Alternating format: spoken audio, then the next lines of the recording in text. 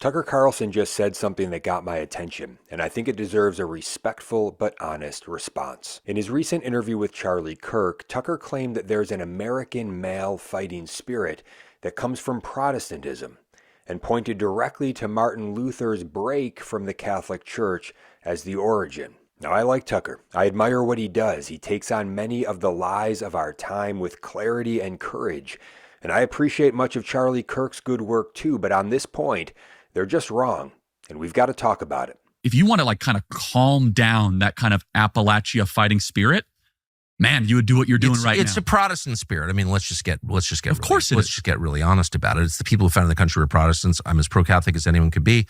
My best friends are Catholic. I'm Calvinist too. Not against Catholics at all. I love Catholics. However, this country was founded by Protestants because they think for themselves. And they're the legacy, they're the heirs of Martin Luther, who took on, the 1,500-year-old church by himself. Totally. They are people who believe they communicate directly with God, that their conscience is more important than federal law, and they're really hard to deal with. And so you have to destroy them first. And they did. Well, they're not done yet.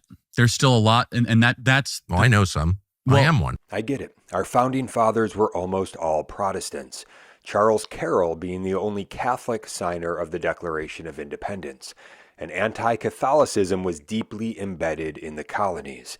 But let's also remember, if you go back a little further, the Americas at large were founded by Catholics. Columbus was a devout Catholic, and all the leaders of the earliest expeditions and missions were Catholic. I think they had something of a fighting spirit as well that ought not be overlooked. The oldest cities, missions, and martyrs on American soil are Catholic. Go visit the shrine near Orisville, New York. Learn the story of St. Isaac Jogues and his fellow North American martyrs for lessons in a true fighting spirit, the holiness and virtue we need today, especially from men. The truth is, before the Pilgrims and Puritans, before the Calvinist Protestants ever got to America, the Catholics already made their mark. The real spiritual foundation of America is Catholic, and the political founding of the U.S. is Protestant.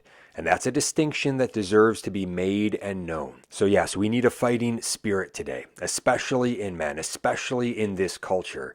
We need men who are willing to sacrifice their own petty desires and selfish preferences, especially the sinful ones, but even all the distractions too, and invest themselves in willing the good of others. And to do that, we need to be formed in truth and then willing to take heat, stand firm, and speak and act in accordance with that truth without compromise. And I love that Tucker and Charlie are on the track of calling men on to be more honorable and virtuous. But even beyond their selective memory of American history, here's the problem.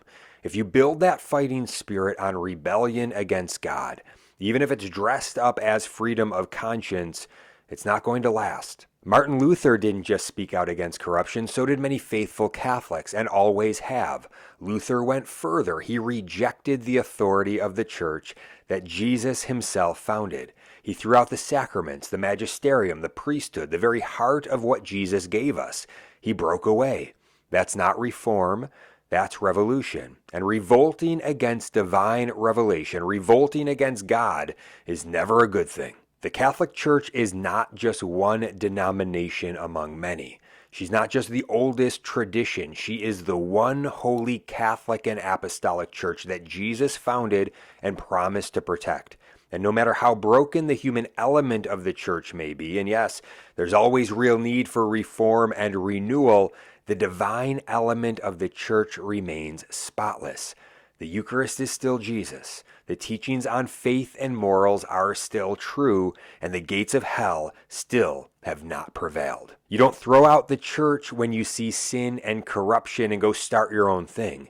You roll up your sleeves and get to work, participating with God's grace to become a saint and to serve those around you in authentic love. That's what real reform looks like. St. Ignatius of Antioch, a disciple of the Apostle John, wrote around the year 107 AD, "Wherever Jesus Christ is, there is the Catholic Church." The Protestant revolutionaries didn't just challenge corruption, they left Jesus himself behind in the sacraments and in the fullness of truth. Tucker and Charlie, I hope somehow you see this. I respect you both, and I love your willingness to say what others won't, but let me challenge you back. If you want moral clarity, if you want courage rooted in truth, if you want to build a culture that can withstand what's coming, you need the Catholic Church. Because without the full truth that Jesus gave us and the full graces that he pours out for us through his Catholic Church, our strength will eventually crumble. But with him and in his church, we'll have everything we need to bring the real reform and renewal that is needed in our nation. I do want to point out that both Charlie and Tucker each made clear in this interview that neither one wants a revolution in a political context. I don't want revolution. My whole temperament is anti-revolution. And the system can't be fake, or else you have a revolution. And I don't want a revolution. So they're for reform and renewal politically, yet in the context of church history, they cheer on revolt and say that's free thinking. That's actually an abuse of freedom. That's not authentic freedom.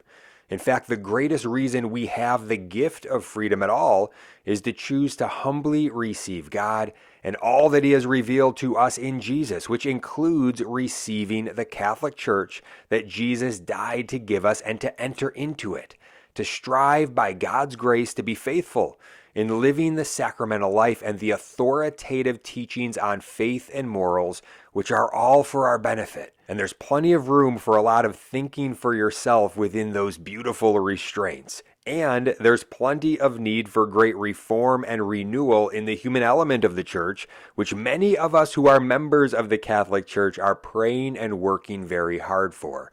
So if you're a non-Catholic or a fallen away Catholic, if you're away from the Catholic faith for any reason in any way, come on home and join us. By nature of your being human, this is your birthright. That Jesus, who is fully God and fully man, came and died to bequeath upon you if you will have it. You have a far greater inheritance than you realize. Come and see. And this wasn't the only part of the interview that stood out to me. There's another clip I want to share soon that goes even deeper, so stay tuned for that. And if you haven't seen the last video I did on Tucker's powerful pro-life comments, make sure to check that out too. Until next time, God bless you.